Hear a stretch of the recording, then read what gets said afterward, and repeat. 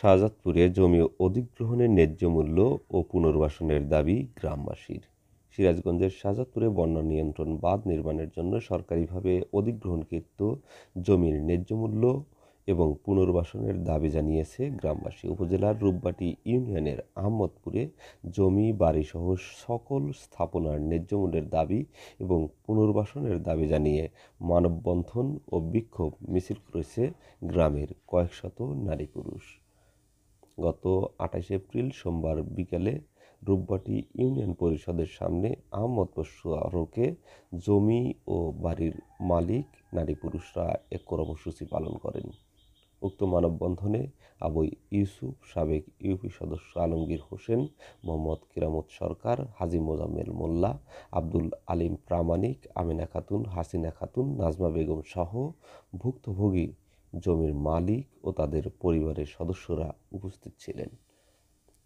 মানববন্ধনে বক্তারা বলেন, বংশ পরম্পরায় ৫০০ বছরের পুরাতন গ্রামে আমরা বাড়িঘর নির্মাণ করে জমিতে আবাদ করে জীবিকা নির্বাহ করছি। এই বাড়িঘর ও জমি ছাড়া আমাদের অন্য কোনো অবলম্বন নেই।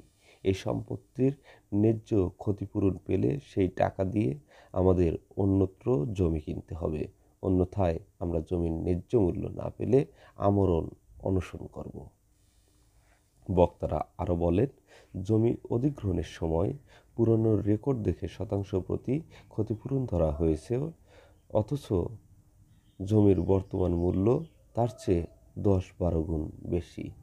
আমাদের সাথের মৌজায় ও গ্রাম শেলাচাপড়িতে প্রতি শতাংশ বাড়ির মূল্য দিচ্ছে প্রায় ১,১৫,০০০ টাকা, সেখানে আমাদের দিচ্ছে মাত্র ৪৫,০০০ টাকা। অপরদিকে ফসলি জমির মূল্য আমাদের দিচ্ছে ৩৫,০০০ টাকা করে, আর তাদের দিচ্ছে প্রায় ১,৭০০,০০০ টাকা।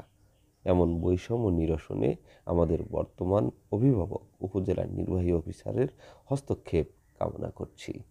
ব্যাপারে উপজেলা নির্বাহী অফিসার মোহাম্মদ কামরুজ্জামান জানিয়েছেন, বন্যা নিয়ন্ত্রণ বাঁধ এই অঞ্চলের জন্য একটি গুরুত্বপূর্ণ প্রকল্প। প্রকল্পটি বাস্তবায়নে সকলের সহযোগিতা দরকার। জমি মালিকদের দাবির বিষয়টি ঊর্ধ্বতন কর্তৃপক্ষকে অবহিত করা হবে এবং সংশ্লিষ্ট কর্তৃপক্ষ প্রয়োজন মনে করলে তাদের বিষয়টি বিবেচনা করবেন। সীমানা নির্ধারণ করতে গিয়ে দেখা যায় যে তাদেরকে ফসলি জমির যে মূল্য দেওয়া হয়েছে, দমপানি মূল্য, সে ফসলের মূল্য তার সাথে অন্তত ৩ গুণ সে কম দিয়েছে, তারপর তাদের মূল্য ৩ গুণ বেশি দিয়েছে। বাড়ির মূল্যর ব্যাপারেও ঠিক তাই। আমাদের বাড়ির মূল্য প্রতি ডিসিমাল প্রতি শতাংশ প্রতি ১,৫৮,০০০ করে দেওয়া হয়েছে, অথচ পার্শ্ববর্তী মৌজার মূল্য ৪,৮০,০০০ থেকে ৪,৯০,০০০ টাকা।